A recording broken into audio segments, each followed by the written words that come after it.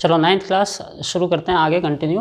7th question है। 7th question क्या है? Yamini and Fatima, 2 student of class 9th of a school, together contributed ₹100 towards the prime minister relief fund to help to the earthquake victims. Write a linear equation which satisfy the data you may have taken their contribution as x and y rupees and draw the graph of the same. कि यामिनी और फातिमा दो लड़की हैं जिन्होंने donation इकट्ठा किया earthquake वगैरह के लिए प्राइम मिनिस्टर रिलीफ फंड में। तो इन्होंने कितने मिलके करें? 100 रुपीज़ कलेक्ट। यामिनी और फातिमा दो गर्ल्स हैं।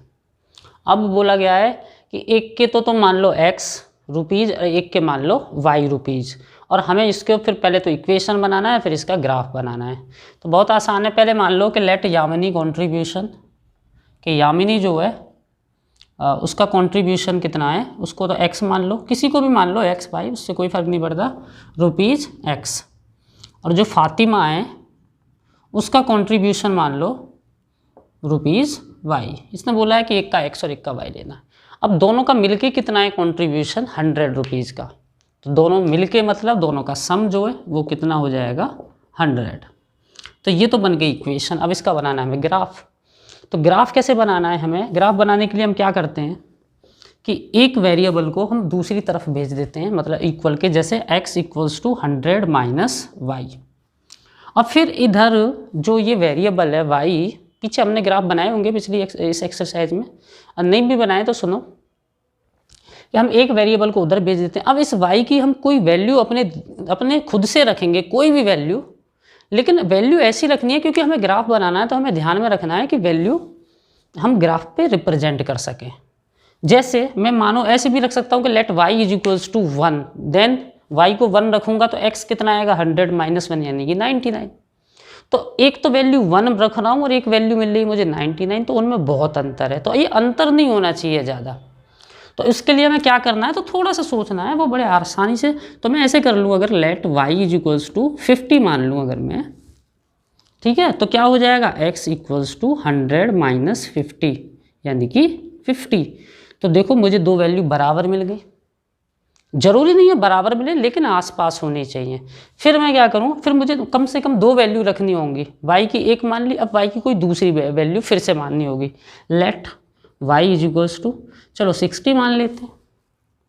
अब y को 60 मान लिया तो क्या हो जाएगा? इस इक्वेशन में रखनी है हमें वैल्यू, तो x = 100 - 60 यानी कि x की वैल्यू कितनी आ जाएगी? 40। अब फिर हमें एक ऐसे करके बॉक्स बनाना है। बॉक्स मतलब x और y की दोनों वैल्यू हमें लिखनी है। यहाँ पे x लिखो, यहाँ पे y लिखो। तो शुरू में मैंने y को 50 माना, तो मुझे x मिला कितना? 50। और फिर मैंने y को 60 माना, तो x मिला मुझे 40। ठीक है, तो मैंने ऐसे करके दो वैल्यू निकालनी। अब ग्राफ पेपर पे आएंगे, ग्राफ पेपर लेंगे, ग्राफ पेपर पे दो लाइन ड्रॉ करेंगे, एक ऐसे और एक ऐसे, मतलब हॉरिजॉन्टल और वर्टिकल लाइन। लेकिन ग्राफ पे तो हमारे जो बॉक्स होते हैं 10-12 बॉक्स हो सकते हैं मैक्सिमम, 1 2 3 4 5 6। तो अब ये तो 50 तो बॉक्स है ही नहीं, 50 60। तो हम क्या करते हैं, हम यूनिट को अपने हिसाब से एडजस्ट कर लेते हैं। हम ऐसे करके मान लेंगे, लेट लिख दो ग्राफ के ऊपर या नीचे कि लेट 1 बॉक्स = 10 यूनिट। कि एक जो बॉक्स है ग्राफ में, मतलब ग्राफ में बॉक्स टाइप के होते हैं, बॉक्स नहीं होते एक्चुअली में, वो लाइन होती है, मगर वो बॉक्स जैसे दिखता है। तो वो 1 सेंटीमीटर को हम 1 सेंटीमीटर नहीं है एक्चुअली में, वो एक यूनिट है, एक बॉक्स है, उसको मैं 10 के बराबर मान लेता हूँ। तो हमारा होगा क्या, जब 1 को 10 मानेंगे तो 5 पे 50, 4 पे 40, 3 पे 30। तो अभी हमारे रेंज में आ गए। तो अब हम कैसे ग्राफ पे प्लॉट करेंगे? x का 50, y का 50। तो देखो 1 2 3 4 5। तो ये जो 5 है, यहाँ तो x का 50 और यहाँ पे 1 2 3 4 5। तुम्हें ग्राफ पे बनाना है तो तुम्हें प्रॉपर दिखेगा। तो इधर 5 के सामने और उधर 5 के सामने, इधर से और इधर से, तो जहाँ पे वो टकराएगा वो पॉइंट हो जाएगा हमारा 50 50। 5 5 नहीं, 50 50, क्योंकि हम यूनिट को मान चुके हैं कि 1 = 50। फिर x का 40 यानी कि आपके चौथे वाले पे जाना है, 4th पे इसके, और y का 60 यानी कि और एक ऊपर 6 के सामने। अब इधर 6 के सामने, इधर 4 के सामने। तो क्या होगा, हमें एक और पॉइंट मिलेगा, उसको लिख देंगे हम 40 60। और इन दोनों पॉइंट पे स्केल रख के हम ऐसे करके एक लाइन ड्रॉ कर देंगे। ठीक है, तो ये जो होगा तुम्हारा ग्राफ बन जाएगा। ठीक है, अभी आगे करते हैं। चलो 8th क्वेश्चन देखते हैं। In country like US and Canada temperature is measured in Fahrenheit where is in country like India is measured in the Celsius. देखो हम जानते हैं कि इंडिया में जो टेम्परेचर है वो मेजरमेंट किस में करते हैं, सेल्सियस में, और कुछ कंट्रीज़ में इसको किस में मेजर करते हैं, फ़ारेनहाइट। ठीक है, फ़ारेनहाइट और सेल्सियस दोनों ही क्या है, टेम्परेचर मेजर करने की यूनिट। तो फिर उसके बाद बोला है it is measured in the Celsius, here is a linear equation that convert Fahrenheit into the Celsius. तो यहाँ पे एक इक्वेशन लिखी हुई है जो कि फ़ारेनहाइट को और सेल्सियस को आपस में रिलेट करती है। मतलब कैसे कि अगर हमें सेल्सियस में गिवन है और उसको फ़ारेनहाइट में बदलना है तो इस फॉर्मूले से बदलेंगे, या फिर उल्टा फ़ारेनहाइट में गिवन है और सेल्सियस में कन्वर्ट करना है तो भी यही फॉर्मूला अप्लाई होगा। तो ये जो एक लीनियर इक्वेशन है, लीनियर इक्वेशन क्यों, क्योंकि इसमें वेरिएबल दो हैं, एक तो सी और एक एफ। ये वेरिएबल ही तो मतलब इनमें ही तो हम वैल्यू पुट करते हैं, 0 1 2 3 जो भी वैल्यू पुट करनी है हमें, और दोनों लीनियर हैं क्योंकि इन पे 1 पावर है। तो अब हमसे ये बोला गया फर्स्ट पार्ट में कि ड्रॉ द ग्राफ, तो पहले तो इसका ग्राफ बनाना है। तो ग्राफ बनाने के लिए हम क्या करते हैं, और इसने बताया कि ग्राफ बनाने में हम सेल्सियस को तो लेंगे एक्स एक्सिस पे और फ़ारेनहाइट को लेंगे वाई एक्सिस पे। ठीक है, तो सबसे पहले हम क्या करते हैं, जब भी हम ग्राफ बनाते हैं, जैसे इक्वेशन हमारे f इक्वल्स टू 9/5c + 32, तो हम इसमें c की कोई भी वैल्यू खुद से रखेंगे, लेकिन ऐसी वैल्यू रखेंगे जिससे हमारा ग्राफ बनाना आसान हो, और c की वैल्यू रखने के बाद फिर हमें f की कोई वैल्यू मिलेगी, फिर हम c की कोई दूसरी वैल्यू रखेंगे, फिर हमें उससे f की वैल्यू मिलेगी, और फिर हम ग्राफ बनाएंगे। तो देखो अब बात ये है कि हम यहाँ पे c को क्या रखें। अब जैसे c को मानो हम कोई 1 रखे, कोई 2 रखे, तो ऐसा करने से एक प्रॉब्लम हो जाएगी। जैसे मानो 1 रखा तो ये 9/5 + 32, तो ये पॉइंट में आंसर आएगा। तो c की कोई ऐसी वैल्यू रखो जो मतलब रखने पे ये जो वैल्यू आए, एक तो ये पॉइंट में ना आए, और एक c और f दोनों लगभग बराबर मतलब ज़्यादा उनके बीच में गैप ना हो। जैसे कि c को मानो मैंने कैसे रखा, अब c को मैं अगर 5 की टेबल का कोई नंबर लिखूं तो वो क्या होगा, 5 से डिवाइड हो जाएगा। जैसे 2 लिखूँ, यहाँ पे मैंने क्या किया, यहाँ पे लिख दिया मैंने 10 तो ज़्यादा हो जाएगा, 5 लिख दिया, c को मैंने कितना लिख दिया, 5। अब c को 5 रखने पे होगा क्या, ये 5 से 5 कैंसिल आउट हो जाएगा। लेकिन एक काम करूँ मैं, c को 5 ना लेकर मैं c को -5 लूँ। अब ऐसा क्यों, वैसे तो 5 भी ले सकता हूँ, उससे क्या होगा मेरे पास कि 9/5 × -5 + 32। तो ऐसा करने से होगा क्या, 5 से 5 कैंसिल आउट हो जाएगा 1 टाइम, और 9 × 1 माइनस का 9 हो जाएगा, और प्लस का 32, और प्लस माइनस माइनस करेंगे, और 32 - 9 कितना होता है, 23। तो मुझे फिर भी इतनी बड़ी वैल्यू नहीं मिली। अगर मैं इसमें प्लस की 5 रखता तो क्या होता, देखना 5 से 5 कट जाता तो ये 41 आती वैल्यू, तब ये यहाँ +9 बनता, 9 + 32 41। तो हमें क्या करना, हमें वैल्यू ज़्यादा बड़ी नहीं रखनी है। ठीक है, मतलब वैल्यू को 5 भी रख सकते हैं, प्रॉब्लम नहीं है ऐसी कोई। अब उसके बाद c को फिर कुछ रख लो। चलो एक काम करते हैं, c को 0 रख लो। ये 0 रखने पे ये पूरा ही 0 बन जाएगा। अब c को 0 रखने पे कितना हो जाएगा, f इक्वल्स टू 9/5 × 0 + 32। तो ये तो पूरा 0 से मल्टीप्लाई होकर 0 ही बन जाना है, तो यानी कि f इक्वल्स टू 32। तो ऐसे करके हमें 2 वैल्यू मिल गई। बॉक्स बनाएंगे फिर हम, एक तरफ c और एक तरफ f। तो देखो c को हमने 5 माना, ये लेट करते हैं हम, तो हमें f मिला 23 -5 मानने पे, और f को हमने, अब कि c को 0 माना तो हमको f मिला 32।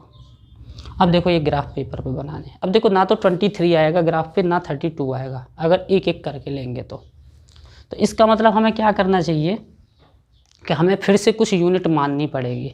या जैसे हमारे ग्राफ पे ऐसे करके बॉक्स होते हैं, मतलब लाइन होती हैं, तो हम ऐसे मान लेंगे 1 unit equals to 10, 1 unit equals to 10, मतलब एक जो यूनिट है उसको हम 10 यूनिट के बराबर मान के चलेंगे।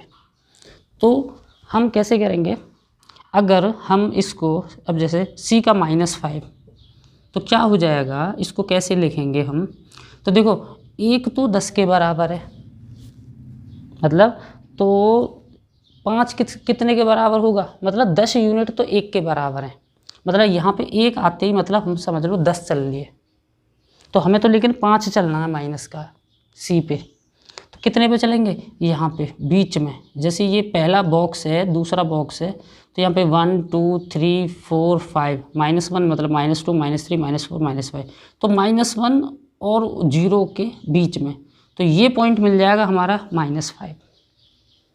और f का 23 देखना है फिर हमें, 23, अब 23 उधर ढूंढना है। तो देखो यहाँ पे पहले नंबर पे 10, दूसरे पे 20 और तीसरे पे 30, क्योंकि 1 3 के बराबर चल रहा है। तो ये 20 हमें 23 पे जाना है, तो बीच में छोटी छोटी लाइन होती हैं, तो पहली लाइन, दूसरी लाइन और तीसरी लाइन, तो जो तीसरी लाइन होगी छोटी वो 23 की होगी। तो इसकी और इसकी सीध में हम यहाँ पे जाके एक पॉइंट ऐसे बना देंगे। फिर अगला पॉइंट 0 तो यहाँ पे होता है, और ये 32, x का तो 0 मतलब c वाला 0, इसका 32, 30 से 2 छोटी ऊपर लाइन, तो यहाँ पे ऐसे करके हमें मिल जाएगा। और इन दोनों को ज्वाइन कर देना है, तो ये हमारा ग्राफ ऐसे करके बन जाएगा। चलो सेकंड पार्ट है, if temperature is 30 degree Celsius, कि टेम्परेचर जो 30 डिग्री सेल्सियस है तो वो फ़ारेनहाइट में कितना होगा। ठीक है, तो अब हम इसको कन्वर्ट करने के लिए ऊपर फॉर्मूला लिखा हुआ है कि हमें सेल्सियस में गिवन है 30 डिग्री, अब इसको हमें फ़ारेनहाइट में बदलना है। तो हम क्या करेंगे, जहाँ भी सेल्सियस है मतलब C, वहाँ पे 30 वैल्यू रख देंगे, क्योंकि C की वैल्यू 30 है। तो क्या हो जाएगा, F = 9/5 इंटू, बीच में क्या लगाना, मल्टीप्लाई, और ये 30 + 32। ठीक है, अब ये 5 से ये 30 डिवाइड हो जाएगा, 5 बन जाए और 5 6 है। अब ये कितना हो गया, 9 × 6 + 32, तो ये कितना हो जाएगा, 9 × 6 होता है 54 + 32, दोनों को ऐड कर दो तो 50 30 86, तो ये हो गया 86 डिग्री फ़ारेनहाइट, यानी कि 30 जो डिग्री सेल्सियस था उसका हो जाता है 86 डिग्री फ़ारेनहाइट। अगला है, if temperature is 95 degree Fahrenheit then what is the temperature in the Celsius. अब फ़ारेनहाइट में गिवन है कि 95 डिग्री फ़ारेनहाइट है, तो सेल्सियस में कितना होगा। तो अब क्या करेंगे, जहाँ पे F है वहाँ पे 95 लिख देंगे और C की वैल्यू निकाल लेंगे। तो F इधर लिखा हुआ है, तो इधर लिखेंगे 95 = 9/5C + 32।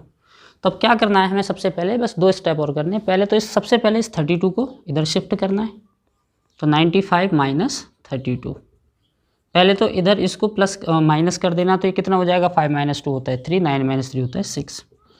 और फिर अगले स्टेप में क्या करना है कि ये 5 तो ऊपर मल्टीप्लाई में चले जाएगा और 9 नीचे डिवाइड में, तो C आ जाएगा निकल के हमारा। तो कितना हो जाएगा, 63, नीचे वाला इधर मल्टीप्लाई और ऊपर वाला नीचे डिवाइड। अब देखो 9 की टेबल में आता है 63, 9 बन जा 9 6 जा, तो कितना हुआ, यहाँ 6 यहाँ 5, तो 6 × 5 कितना होता है 30। तो ये हो गया temperature in Celsius, 30 degree Celsius. ठीक है, देखो अगला क्वेश्चन क्या कहता है कि if temperature is 0 degree Celsius, कि अगर हम ये कहें कि टेम्परेचर जो है वो 0 डिग्री सेल्सियस है, तो वो फ़ारेनहाइट में कितना होता है। मतलब 0 डिग्री सेल्सियस = कितना फ़ारेनहाइट होता है, या फिर ये पूछा है दूसरा कि 0 डिग्री फ़ारेनहाइट में कितना सेल्सियस होता है। तो कुछ नहीं है, पहला हमें 0 डिग्री सेल्सियस है तो फ़ारेनहाइट बताना है, तो सेल्सियस की जगह 0 लिख देना है बस, मतलब यहाँ पे 0 लगा देनी है फॉर्मूले में। फॉर्मूला हमें वो याद रखना है, F = 9/5 × 0 और +32। तो देखो 0 से पूरा मल्टीप्लाई होकर ये तो 0 बन जाएगा, तो F कितना आ जाएगा 32। तो ये हो गया पहला पार्ट कि इफ़ C = 0, अगर टेम्परेचर सेल्सियस में 0 है तो फ़ारेनहाइट में कितना आएगा 32 डिग्री। अब दूसरा क्या है, इफ़ F = 0 डिग्री तो C कितना आएगा, तो चलो निकालते हैं। अब F की जगह मतलब इधर 0 रख देंगे, क्योंकि F इधर है 9/5 C + 32। अब इसको कैसे निकालते हैं, अभी पीछे किया था कि इसको पहले इधर ले जाना है, फिर ये ऊपर और ये नीचे, तो क्या हो जाएगा 32 इधर आएगा तो माइनस होगा, 0 - 32, तो 0 को हटा देते हैं, प्लस माइनस में कोई काम नहीं होता 0 का, = 9/5 C। फिर क्या होगा, 5 इधर और 9 नीचे, यानी कि -32 × 5/9। तो -32 × 5 कर लो, कितना हो जाएगा, 5 × 2 = 10 और 5 × 3 = 15 और 1 16, और माइनस में चलेगा। अब 9 से डिवाइड कर लो इसको, 9 1 = 9, 7 बचेगा, 7 0 70, 9 7 = 63, 9 7 = 63, फिर से 7 बचेगा, फिर 0 9 7 = 7, ऐसे ही चलता रहेगा। तो ये माइनस का 17.77, यानी कि इतना डिग्री सेल्सियस होगा, 0 डिग्री फ़ारेनहाइट का मतलब। चलो अगला क्वेश्चन क्या है, is there is a temperature which is numerically same in Fahrenheit and degree Celsius. कि ऐसा कोई तापमान होता है, मतलब ऐसी कोई वैल्यू होती है कि हम सेल्सियस में भी उतनी हो और फ़ारेनहाइट में भी उतनी हो। मतलब क्या कहें कि हम कहें कि इतना डिग्री सेल्सियस है और उतना ही डिग्री फ़ारेनहाइट है। वैसे फ़ारेनहाइट और सेल्सियस हम देख रहे हैं, इनको कन्वर्ट करने का ये फार्मूला है। तो इसी फॉर्मूले से हमें ये चेक करना है कि कभी फ़ारेनहाइट और सेल्सियस किसी वैल्यू के लिए बराबर होते हैं या नहीं होते। अगर होते हैं तो वो वैल्यू निकालनी है। तो मतलब हमें क्या चेक करना है कि सेल्सियस इक्वल्स टू फ़ारेनहाइट कब होगा। तो हम क्या करेंगे, इस फॉर्मूले में C की जगह F डाल के देख लेंगे या F की जगह C। मतलब एक को ही चेंज करना, दोनों को चेंज नहीं करना, फिर तो गड़बड़ हो जाएगी। या तो C को चेंज करना है, C को F लिखो या F को C लिखो, क्योंकि C बराबर F, मतलब ये दोनों बराबर लेने हैं। तो मैं क्या करता हूँ, मैं F को C लिख देता हूँ यहाँ और C को C ही रहने देता हूँ। ठीक है, क्योंकि दोनों टेम्परेचर हमें बराबर देख रहे हैं। तो पहले देखने हैं कि कैसे निकालेंगे।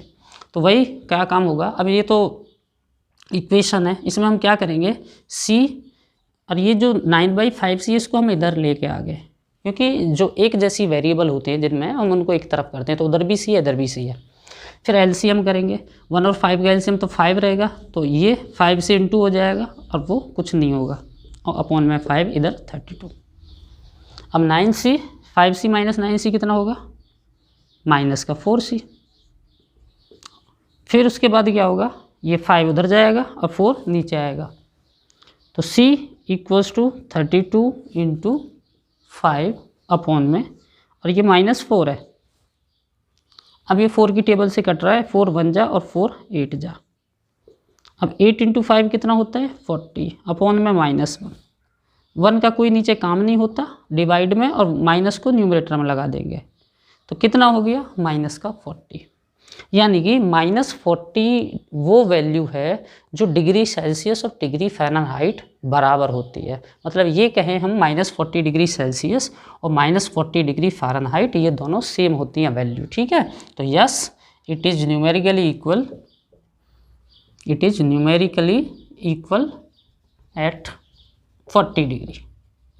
तो 40 डिग्री के ऊपर सेल्सियस और फ़ारेनहाइट स्केल दोनों बराबर होते हैं। चलो नेक्स्ट एक्सरसाइज है 4.4। तो इसमें एक ही सवाल है, मतलब दो है मगर दोनों सेम ही टाइप के हैं। Give the geometrical representation of y equals to 3 as an equation in 1 variable and 2 variable. कि y इक्वल्स टू 3 है, इसको हमें 1 वेरिएबल और 2 वेरिएबल में इसको ज्योमेट्रिकली रिप्रेजेंट करना है, मतलब इसका ग्राफ बनाना है। एक तो 1 वेरिएबल में, एक 2 वेरिएबल में। तो 1 वेरिएबल का मतलब होता है कि तुम्हें ये 3 जो वैल्यू है इसको एक नंबर लाइन के ऊपर दिखाना है। नंबर लाइन के ऊपर मतलब कैसे, जैसे ये 0 होती है, इधर 1, इधर 2, इधर 3, इधर -1, इधर -2, इधर -3, इधर 4। तो कहाँ हो गया, ये हो गया y equals to 3। y equals to 3 हो, x इक्वल्स टू 3 हो, कुछ भी हो, 3 -3 होता तो इधर दिखा देते। तो ये तो होता है 1 वेरिएबल में दिखाना। अब 2 वेरिएबल में इसका दिखाने से मतलब क्या होता है, तो 2 वेरिएबल में दिखाने के लिए हम क्या करते हैं, हम 2 एक्सिस बनाते हैं, एक ऐसे और एक ऐसे, ये x एक्सिस और ये y एक्सिस। ठीक है, तो अब हमारा y इक्वल्स टू जो 3 है वो कहाँ होगा, तो देखो y के इधर होते हैं, y इक्वल्स टू 3 है ना, तो प्लस वाला y ऊपर की तरफ होता है 1 2 3, तो ये हो गया y इक्वल्स टू 3। तो अब हमें y इक्वल्स टू 3 पे हमें एक लाइन बनानी है पैरेलल टू x एक्सिस। तो ये जो लाइन आएगी ये y इक्वल्स टू 3 होगी। ठीक है, तो जब 2 वेरिएबल में दिखाना है तो हमें एक ग्राफ बनाना है। पहले तो x एक्सिस बनाई, फिर y एक्सिस बनाई, y पे 3 कहाँ है, ये। तो अब सिर्फ इस पॉइंट को नहीं दिखाना, हमें क्या करना है, इस पॉइंट पे एक लाइन बना देनी है पैरेलल, किसके, x एक्सिस के। तो ये जो होगा ना, ये इस लाइन पे, ये लाइन जो है ये y इक्वल्स टू 3 को रिप्रेजेंट करेगी हर पॉइंट पे। देखो ये यहाँ से भी ऊपर 3 है, यहाँ से भी 3 है, यहाँ से भी 3 है, यहाँ से भी 3 है, मतलब ये हर जगह 3 है, y इक्वल्स टू 3। अब जैसे ये है सेकंड क्वेश्चन, अब ये क्या 2x + 9 इक्वल्स टू 0। पहले तो 1 वेरिएबल में दिखाना है, तो पहले तो इसको सॉल्व करो कि x की वैल्यू कितनी होगी। तो क्या करेंगे हम, x को पहले उधर शिफ्ट, 9 को उधर शिफ्ट करेंगे -9, और फिर ये 2 से डिवाइड करेंगे, तो -9/2 का मतलब हो जाएगा 4.5, और माइनस का 9/2 मतलब 4.5, 2 से डिवाइड कर देंगे। अब 1 वेरिएबल में तो ऐसे ही रिप्रेजेंट कर देंगे, इधर 0, इधर 1, इधर 2, तो अब ये तो माइनस में ना, -1 -2, -3, -4, -5, तो हमारा कितना है -4.5। तो वो कहाँ होगा, -4 और -5 के बीच में। तो यहाँ पे लिख देंगे x इक्वल्स टू -4.5। तो ये तो हो गया 1 वेरिएबल में। अब 2 वेरिएबल की बात आएगी तो हमें क्या करना पड़ेगा, हमें ऐसे करके ग्राफ बनाना पड़ेगा, इधर y इधर x। अब क्या होगा, x का नेगेटिव तो इधर होते हैं ना, ये इस वाली लाइन पे। तो अब इधर -1, -2, -3, -4, -5, ठीक है, क्योंकि अब x उसमें y था, इसमें x है, तो यहाँ पे हो गया ना 4 और 5 के बीच में 4.5, x का माइनस का 4.5। तो अब यहाँ से हमें एक लाइन बनानी है अब के ऐसे, किसके पैरेलल, ऐसे इसके पैरेलल, मतलब जहाँ भी पॉइंट बन जाएगा वहाँ पे हमें एक लाइन बना देनी है। अब ये जो लाइन है ये हो जाएगी x इक्वल्स टू -4.5, ठीक है। तो ये हो गया इनका 2 वेरिएबल में रिप्रेजेंटेशन।